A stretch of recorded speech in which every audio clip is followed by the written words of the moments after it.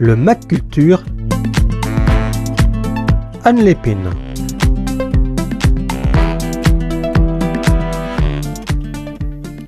Bonjour à tous. Bien connue des Nantais, la pluie n'apparaît dans la peinture qu'à la fin du XVIIIe siècle, lorsque les artistes sortent de leur atelier pour aller peindre en plein air. Mais comment représenter la pluie sur une toile ? Ça vole, ça floute, ça n'a pas de couleur, ça obscurcit le ciel et voile l'horizon. Un véritable défi pour les artistes qui expérimentent des approches picturales multiples pour en rendre compte.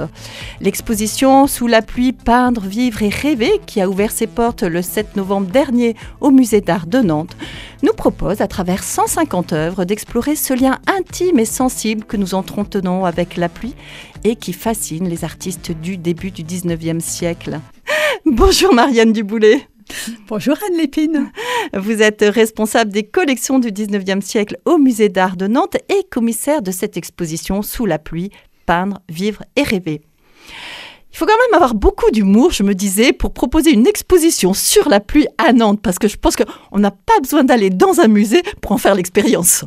Mais peut-être que c'est justement l'occasion de vivre une autre expérience de la pluie, celle où l'on n'est pas mouillé et on l'observe ses effets sur le paysage et le monde qui nous entoure.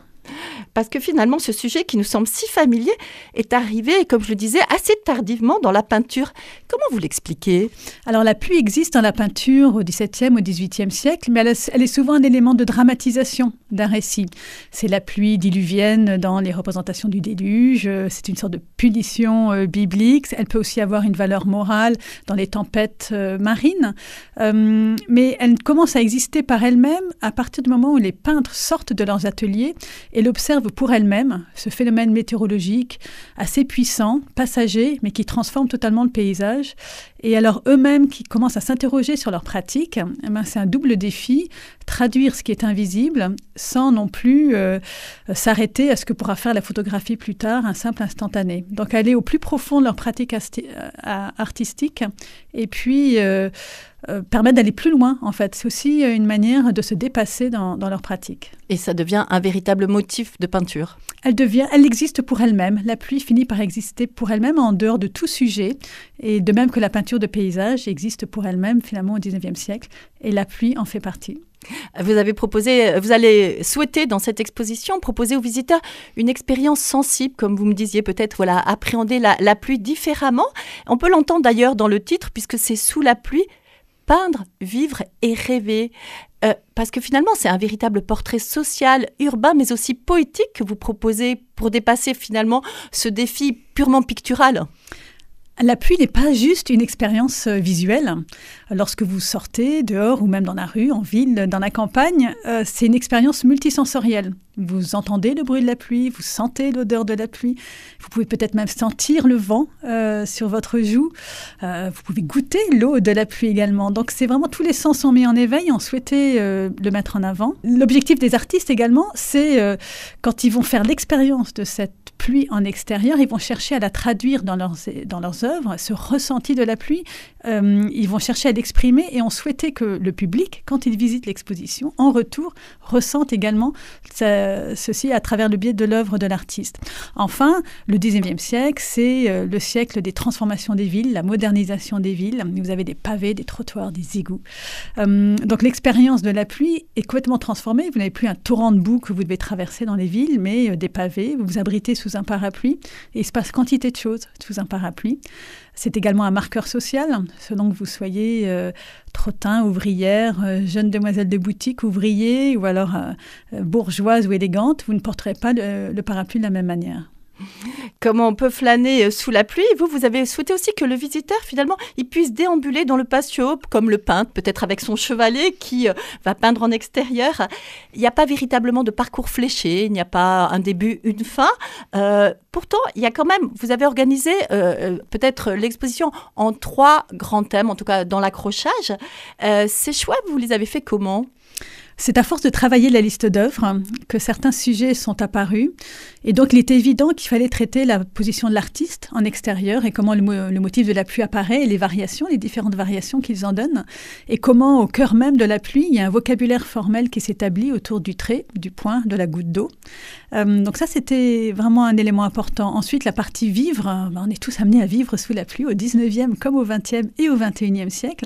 Et ce sont des expériences en ville qui sont totalement différentes de celles de la campagne.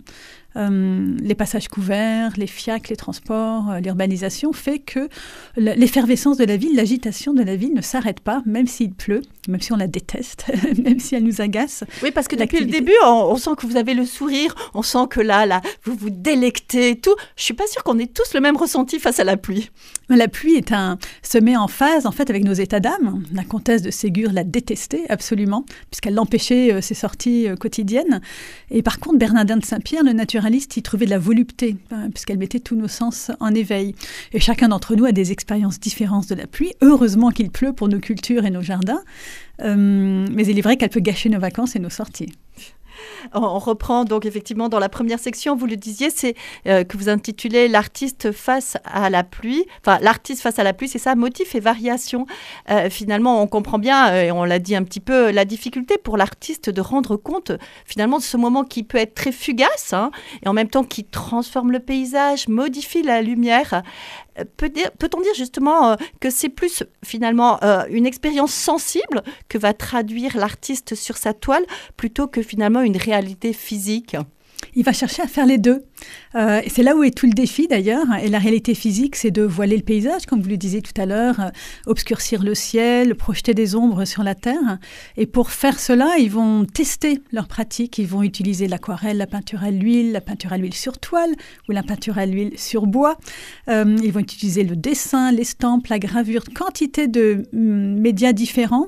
Et à chaque fois, ils vont essayer de traduire la pluie par des grandes traversées sombres qui vont déchirer le ciel, un flou général qui obscurcit l'horizon, des effets vaporeux comme Turner ou comme Boudin, Courbet qui nous donne une sorte de matérialité puissante à la pluie.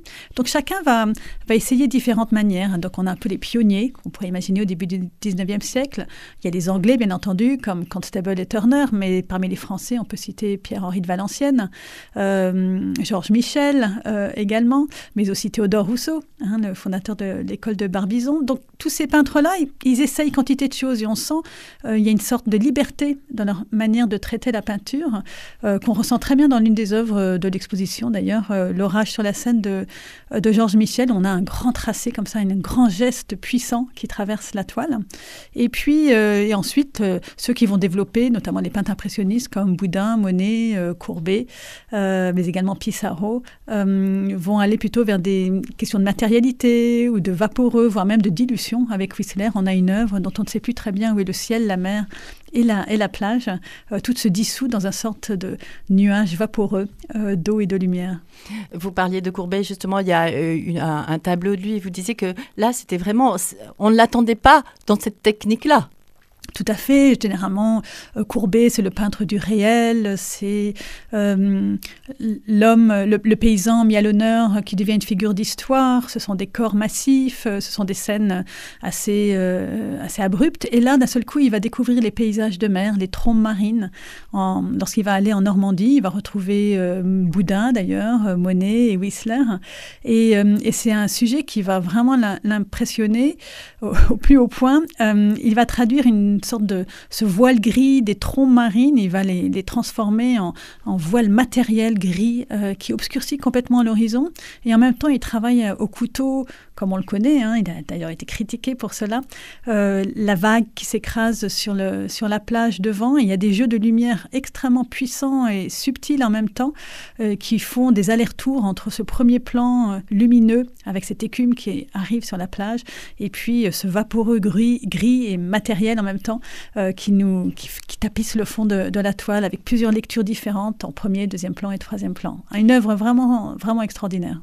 Vous parlez de vaporeux et là, j'allais dire, c'est assez paradoxal parce que vous le disiez tout à l'heure, il y a pourtant un vocabulaire qui pourrait peut-être être assez graphique, même formel, hein, puisqu'on peut parler de traits, de cercles, de points pour définir cette pluie.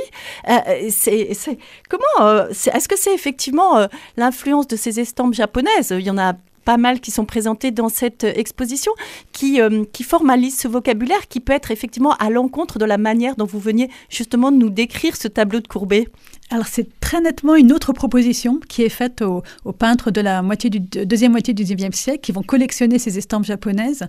Et les Japonais ont une grande sensibilité au temps, aux saisons et aux paysages qu'ils vont transcrire dans leurs estampes. Et c'est un univers visuel tout nouveau qui est proposé, avec très graphique, effectivement, avec de simples traits de pluie, au contraire un rideau qui obscurcit complètement le dessin, mais également des aplats de couleurs, une palette très réduite, une perspective qui disparaît, et puis une iconographie extrêmement orientale avec ses vêtements, ses temples, ses ponts qui sont tout à fait étonnants et qui intéressent particulièrement les artistes français. Et puis aussi ce travail en série, répété, où on retourne sur le motif, où on va sur le même paysage qu'on représente à différentes heures du jour et des saisons et de l'année.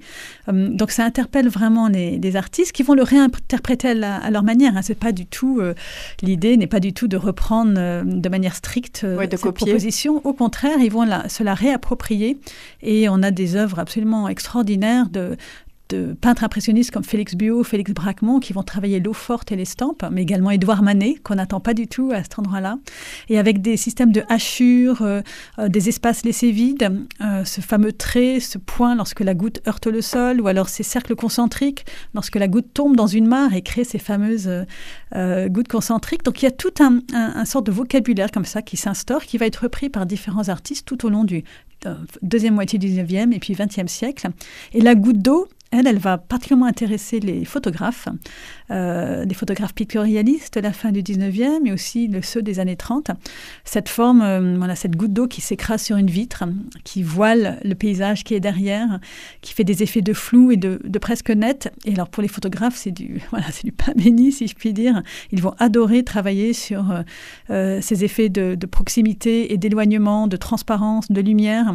Et donc l'eau, la pluie est pour eux un sujet en or. Et ils vont vraiment s'en délecter et nous proposer quantité d'œuvres qui sont devenues des œuvres iconiques pour certaines.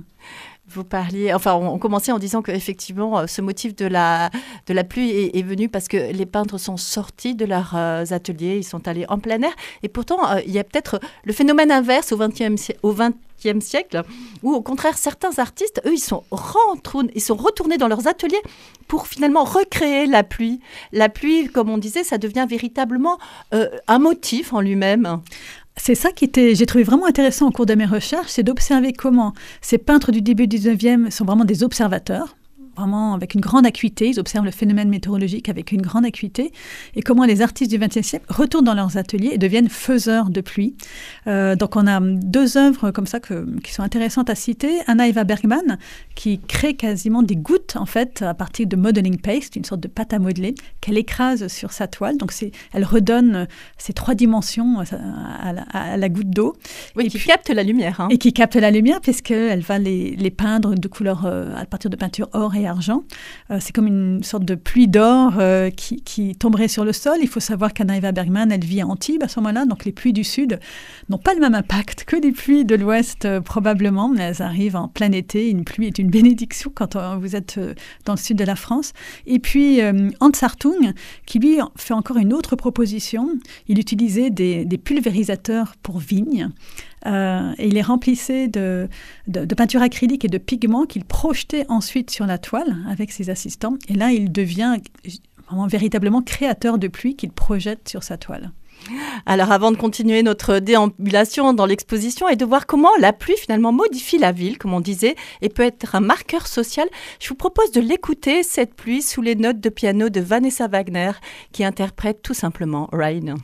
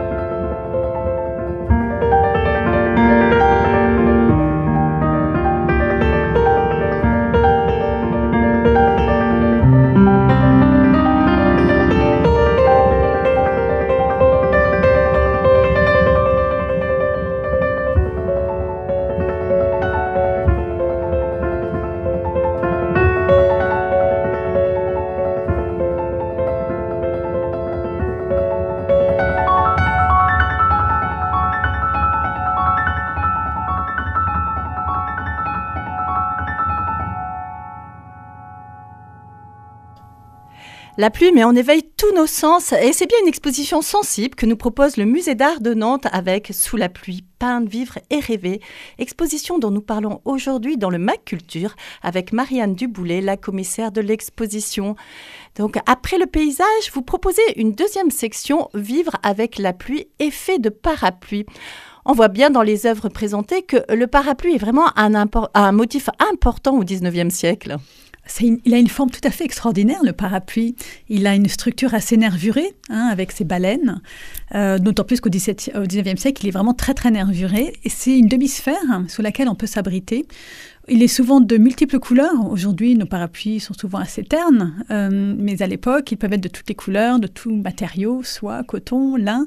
Ils peuvent être aussi ouvragés, les poignets. Ça devient un accessoire de mode. Et donc, c'est un objet qui intrigue les peintres et qui entre dans toutes ces scènes de genre urbaines, abritant quantité de personnages et racontant quantité d'histoires. Et vous avez même dédié un espace spécifiquement au parapluie. Nous ne pouvions pas résister au plaisir de montrer des parapluies. Il se trouve que nous avons bénéficié d'un prêt d'un collectionneur privé qui conserve, collecte, il restaure un nombre de parapluies. Et juste pour rappeler la diversité vraiment de cet objet, c'est un objet manufacturé en France au XIXe siècle qui emploie jusqu'à 100 000 personnes à certaines périodes, qui utilise quantité de matériaux, fanons de baleine, ivoire, corne, or, argent, bois, acier, osier, coton, soie, velours damassé. Enfin, il y a vraiment tout à fait extraordinaire. Il y a même des éléments d'horlogerie. Il y a des brevets qui sont déposés à l'Institut national de propriété industrielle avec des parapluies revolver, des parapluies excursionnistes. Donc, c'est un objet assez fascinant en tant que tel et on trouvait que c'était vraiment intéressant d'en montrer un certain nombre dans cette tour.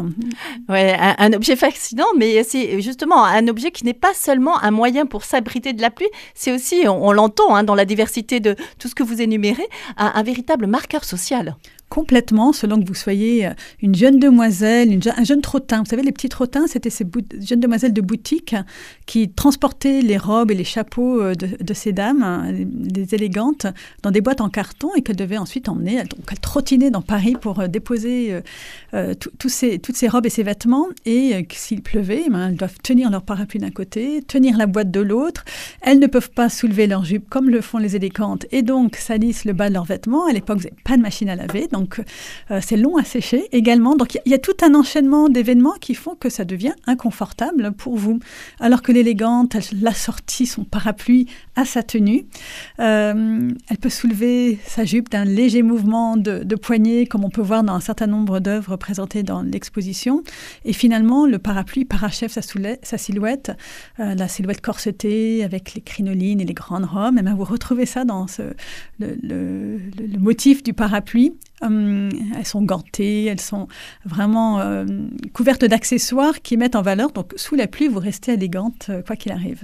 Alors, vous restez élégante et pourtant, il y en a certains qui prennent de drôles d'allure. Ça devient un peu cocasse. Et ça a donné lieu à de nombreuses caricatures. Ça été vraiment un sujet en or pour les caricaturistes de l'époque.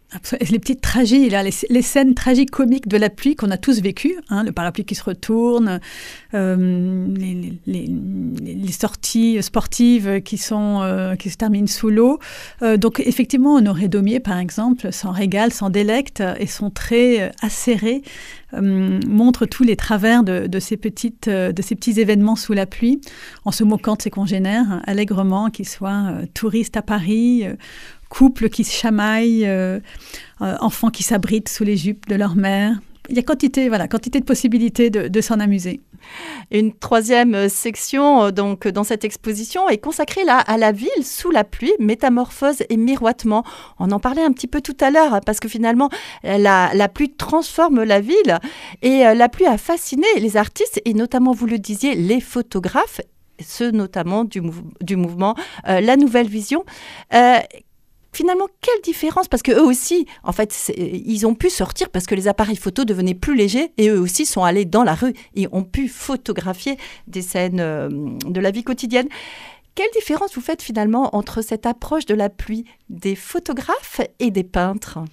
Alors, les photographes vont s'intéresser à la nuit, déjà beaucoup plus que les peintres. Le fait que ce soit des appareils portatifs leur permet de partir et d'avoir des temps de pause, finalement, qui sont plus simples. Et puis, cette ville de nuit, elle est éclairée.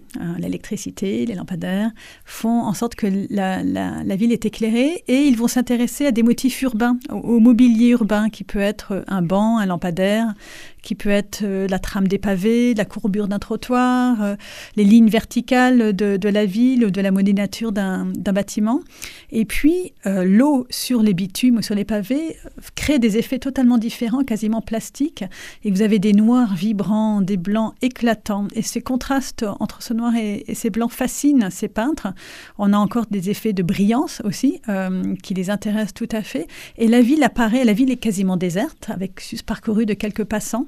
Donc il y a à la fois une grande solitude de l'homme ou de la femme dans la ville, et puis cette ville qui existe par elle-même avec ses bâtiments, son mobilier, ses pavés, son bitume.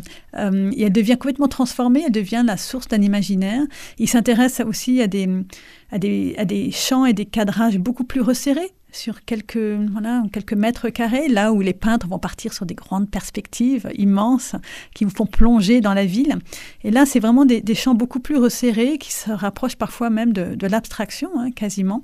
Donc, c'est une autre proposition, mais l'une comme l'autre invite...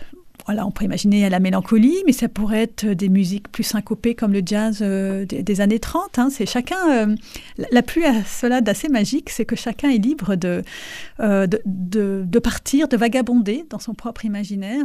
La musique qu'on a écoutée tout à l'heure montre bien le pouvoir d'évocation de la pluie, que ce soit celle qu'on entend ou que celle qu'on voit, et on est libre chacun de s'approprier de la manière qu'on le souhaite. On va revenir sur la partie musicale, mais j'aimerais juste, avant que, comme je le disais, 150 œuvres présentées, on ne va pas toutes vous les décrire, surtout à la radio, ce serait un petit peu long. J'ai quand même choisi une, évidemment, qui s'intitule « Nantes, pont de Pirmil ». Et pourtant, c'est un Anglais qui a peint cette toile, Marianne Duboullé. Alors, William Turner est un des plus grands peintres de paysages anglais, et qui connaît mieux la pluie peut-être que les peintres anglais. Alors Turner, en plus, il avait une façon de travailler qui était vraiment intéressante. Il va un des premiers à aller sur le terrain, à s'intéresser aux études de ciel, mais il s'intéresse aussi à la topographie des villes qui l'entourent. Il va faire plusieurs voyages en Europe. Il va remonter la Seine, mais il va remonter aussi la Loire. Et lorsqu'il arrive à Nantes, il fait beau, et puis certains jours, il pleut. Et il s'intéresse vraiment à ces mouvements d'atmosphère, de lumière qu'il traduit dans des nuances extrêmement subtiles de couleurs, de bleu, de rose. Il y a les reflets du ciel mouillé sur le fleuve, et il a une technique extrêmement fine pour traduire cette vapeur dans le ciel et dans l'air qui nous entoure. Les silhouettes des bâtiments s'amenuisent et disparaissent dans ce flou dont on parlait tout à l'heure. Et c'est vraiment un des pères de la peinture moderne. Et on trouve tout déjà dans ce petit tableau. Elle est toute petite, cette aquarelle, mais elle nous emporte très loin. Ce qui nous emporte aussi très loin, c'est évidemment le cinéma, parce que combien y a-t-il de scènes célèbres sous la pluie au cinéma? Donc là, vous avez choisi de faire un petit montage pour présenter, peut-être des scènes, on peut dire, iconiques du cinéma. La musique aussi est présente, puisque, alors, on va pas évidemment citer Barbara, tout le monde connaît Il pleut sur Nantes. Là, vous avez choisi peut-être un autre morceau, moins connu. Moi, j'aimerais, parce que là, le temps tourne, qu'on parle un petit peu aussi de ce choix que vous avez fait, de mettre toujours en perspective des œuvres contemporaines. Pour vous, c'est important de faire résonner finalement cette histoire de la peinture avec la création contemporaine, et notamment avec deux œuvres, une à la chapelle de l'Oratoire et une dans la salle Blanche. Alors, le sujet de l'exposition n'était pas de parler des enjeux climatiques, mais c'est vrai que quand on parle de pluie, il est difficile de ne pas parler du monde qui nous entoure et des enjeux du climat aujourd'hui. D'autre part, au Musée d'Art de Nantes, on aime bien faire des parallèles transchronologiques. C'est quelque chose qu'on fait assez naturellement. Et donc, il me paraissait important de pouvoir à la fois traduire cette inquiétude ambivalente, notre relation ambivalente à la pluie, la traduire par autre chose que par les œuvres qu'on avait pu voir, qui avaient une vocation plus de nous réenchanter. Et là, c'est plus se confronter à la réalité du jour. Voilà. Et donc, on a ce film de Julius von Bismarck qui retrace le passage d'un cyclone sur les côtes de Floride en 2017. Et il a fait le choix de le projeter en très, très grand ralenti. Et d'une part, là où les peintres tout à l'heure s'arrêtaient sur un instant T pour le figer sur la toile ou sur le papier, là, il l'étire de nouveau dans le temps, il lui redonne sa durabilité, en fait, il lui redonne sa durée, en fait, à la pluie, c'est le meilleur terme.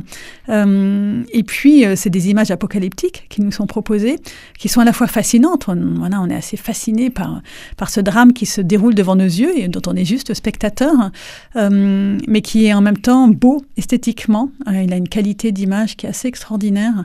Et donc, c'est ce côté terreur et fascination, c'est celui qu'on avait déjà au début du 19e siècle, avec ces peintres romantiques et cette vision du sublime. Et enfin, la création contemporaine dans la chapelle qu'on a commandée à l'artiste suisse Simone. C'était encore une fois l'idée de ne pas s'arrêter à une présentation visuelle de la pluie, à une représentation visuelle de la pluie, mais de faire appel à d'autres sens. Et le sens, là, en l'occurrence, il s'agit d'une installation sonore, un paysage sonore qui nous est proposé.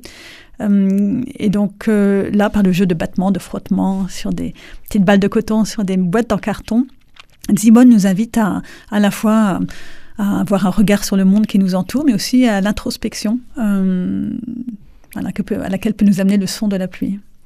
Merci beaucoup, Marianne Duboulet, pour cette présentation de l'exposition Sous la pluie, peindre, vivre et rêver, exposition dont vous êtes la commissaire et qui se tient jusqu'au 1er mars 2026 au Musée d'Art de Nantes. Comme pour chaque exposition au musée, de nombreuses propositions sont faites autour de l'exposition, des ateliers d'écriture, des concerts, de la danse, des conférences, des ateliers pour les enfants, notamment pendant les vacances scolaires. Alors précipitez-vous parce que je crois qu'elles sont souvent très complètes, ces sessions. Et puis bien évidemment, des visites guidées, dont une que je vais mentionner le 27 novembre avec vous-même, Marianne Duboulet. Pour ne rien manquer de cette riche programmation et vous inscrire à l'une ou plusieurs de ces propositions, rendez-vous à l'accueil billetterie du musée ou sur le site www.museedartdenanttoutaccroché.fr. Pour rappel, le musée est ouvert du lundi au dimanche de 11h à 19h, nocturne le jeudi jusqu'à 21h avec une gratuité de 19h à 21h et évidemment fermé le mardi. Et puis je vous rajoute que pas besoin de parapluie pour aller découvrir cette magnifique exposition. Merci beaucoup pour votre écoute et à la semaine prochaine. Au revoir. Au revoir.